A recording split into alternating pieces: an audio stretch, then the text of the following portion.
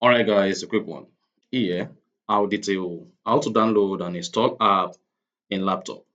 So if at the end of this you found this offer informative, please don't forget to like and then subscribe. Now to download app on your laptop, all you simply need to do is go ahead and click on the start button, then search for Microsoft Store,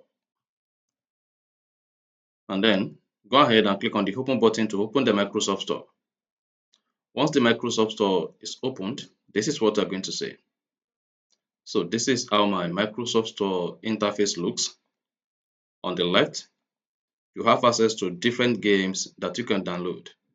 This include Minecraft, Roblox, and so many other games. And on the right,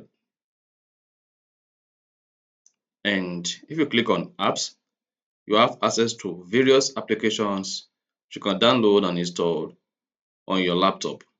Now, to download any application on your laptop, all you need to do is click on the application name, and then you need to then go ahead and click on the get button.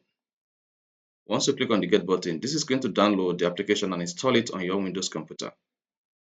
And if you want to download a different application whose name you want to search, just come to where you say search and then search for the application name. And once you search for the app name, just hang on to see the search results. Then click on the application you want to download.